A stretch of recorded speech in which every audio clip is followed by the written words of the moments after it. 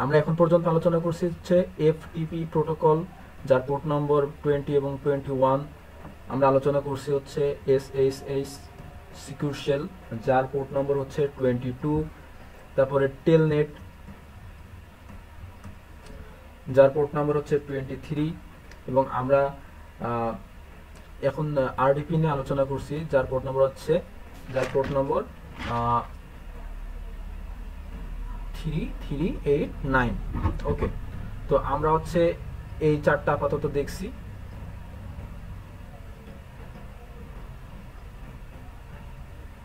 এখন আমরা দেখব হচ্ছে HTTP protocol.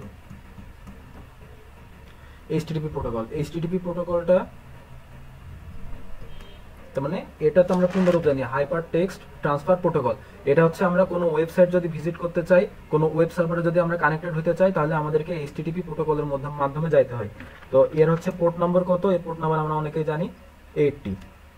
HTTP port number 80। এটা আমরা যদি কোনো ওয়েব সার্ভারে কানেক্টেড হইতে চাই, তো এর হচ্ছে হাইপার টেক্সট ট্রান্সফার প্রোটোকল। এবার আসি হচ্ছে এইচটিটিপিএস। এর পোর্ট নাম্বার কত? 443।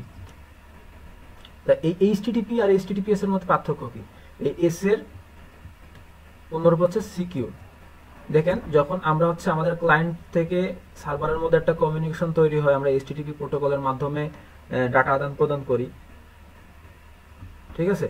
তখন কিন্তু আমরা যে ডাটাটা পাঠাচ্ছি বা যে ডাটাটা আমরা নিচ্ছি, আমাদের কোনো ফাইন্যান্সিয়াল ইনফরমেশন হতে পারে, এটা কিন্তু নর্মালি যে প্লেন টেক্সট, ওই প্লেন টেক্সটাই কিন্তু যায়, ঠিক আছে, আমরা যদি এইচটিটিপি ব্যবহার করি, ঠিক আছে? কিন্তু যখন আমরা এইচটিটিপিএস ব্যবহার করলাম, এই হচ্ছে সার্ভার, যখন আমরা এইচটিটিপিএস ইউজ করি তখন কি হয়?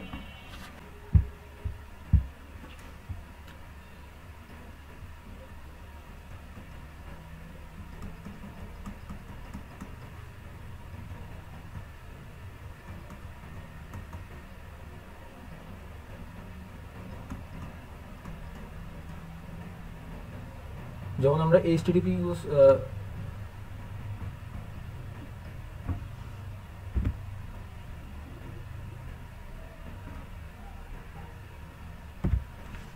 ধরুন আমরা হচ্ছে ইন্টারনেটের মাধ্যমে এই সার্ভারের সাথে কানেক্টেড আছে, এখন আমরা ডাটা আদান প্রদান করব, তখন হচ্ছে আমরা যে সার্ভারে যে ডাটা পাঠাচ্ছি, যে ডাটা গ্রহণ করছি, এইগুলো কিন্তু আমার যে প্লেন টেক্সট আমরা পাঠাচ্ছি এভাবে থাকে।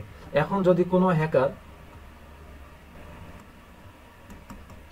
Man in the middle attack বলে এটাকে, যদি কোনো হ্যাকার মধ্যখানে বসে সে এই যে ডাটা আদান প্রদান হচ্ছে, যে সেন্সিটিভ ডাটা আমরা আদান প্রদান করছি, এই ডাটাটা যে এখান থেকে এখানে যাচ্ছে, এই ডাটাটা কিন্তু সে ইন্টারসেপ্ট করে নিতে পারে, ইন্টারসেপ্ট করে সেই ডাটাটা সে গ্রহণ করতে পারে। এটা যদি কোনো ক্রেডিট কার্ড নাম্বার হয়, কোনো ফাইন্যান্সিয়াল সেন্সিটিভ ইনফরমেশন হয়, তাহলে কিন্তু সেই ডাটাটা নিয়ে কোনো খারাপ কাজে ব্যবহার করতে পারে। তো এই ধারণা থেকে পরে, এই সমস্যা থেকে পরে উত্তরণ হয় হচ্ছে এইচটিটিপিএস। এসতে কি? সিকিউর। এটা কি করে কাজ করে? যখন এই যে ক্লায়েন্ট এবং এটা হচ্ছে কি সার্ভার,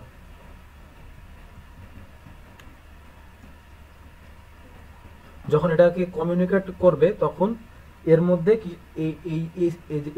এইচটিটিপিএস এটা একটা সার্টিফিকেট জেনারেট করে, সেটা হচ্ছে আমরা বলি এসএসএল সার্টিফিকেট। এটা হচ্ছে দুই ধরনের সার্টিফিকেট হয়, একটা হচ্ছে এসএসএল সার্টিফিকেট আর একটা হচ্ছে টিএলএস সার্টিফিকেট, ঠিক আছে? SSL certificate, TLS certificate. তো যখন এইচটিটিপিএস এর মাধ্যমে আমরা কোনো ডাটা আদান প্রদান করছি, তখন দুই পাশেই একটা সার্টিফিকেট ইউজ হচ্ছে, এটা হচ্ছে টিএলএস বা এসএসএল, দুইটাই হতে পারে। তো এটার মাধ্যমে কি হচ্ছে? যখন আমরা ধরেন হেই, এই মেসেজটা আমরা যখন এখান থেকে এখানে পাঠাচ্ছি, তখন এটা এইভাবে না গিয়ে এটা হচ্ছে এনক্রিপ্টেড হয়ে যাচ্ছে, এটা সাইফার টেক্সট এনক্রিপ্টেড ডাটা হিসেবে যাচ্ছে। এখান থেকে ধরেন এরকম একটা এনক্রিপ্টেড ডাটা হিসেবে মধ্যখান দিয়ে যাচ্ছে। তো ভিতরে যদি কোনো হ্যাকার বসে থাকে, সে কিন্তু এই ডাটাটা যদি নিজের মধ্যে নেয়ও, সে কিন্তু কিছু করতে পারবে না। এই এসএসএল এ যে এটা একটা কি জেনারেট করে, এই কি জেনারেট করে, তো এটা যখন এখান থেকে এখানে যাবে তখন সে এনক্রিপ্ট হয়ে যাবে এবং সেটা কি জেনারেট করবে, এবং এটা যখন আবার এইখান থেকে সার্ভারের মধ্যে ঢুকতে যাবে তখন সে ডিক্রিপ্ট হওয়ার সময় সেই কি ইউজ করে সে ডাটাটাকে আবার প্লেন টেক্সটে কনভার্ট করে সে নিজের কাছে নেবে। তো এটাই হচ্ছে এইচটিটিপিএস এর কাজ।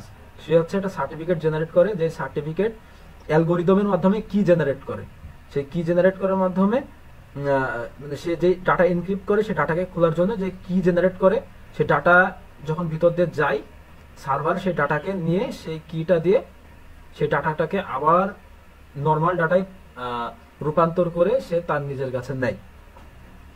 তো এখন ডাটাটা সিকিউর।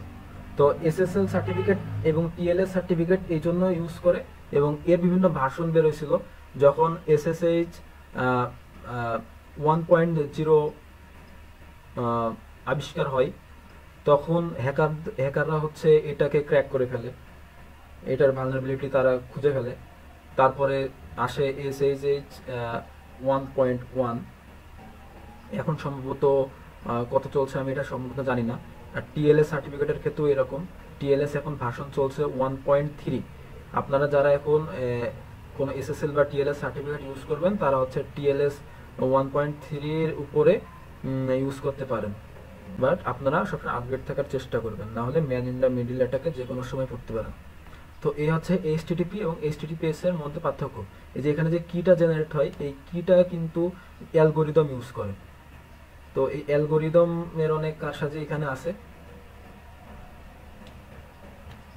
তো আমরা এইচটিটিপি এবং এইচটিটিপিএস নিয়ে একটু বিস্তারিত আলোচনা করে ফেললাম। পোর্ট আলোচনা করতে যে এটা তো একটা protocol, HTTP hyper text transfer protocol. এই প্রোটোকলের মাধ্যমে এইভাবে ক্লায়েন্ট এবং কোনো ওয়েব সার্ভারের মধ্যে কমিউনিকেট হয়।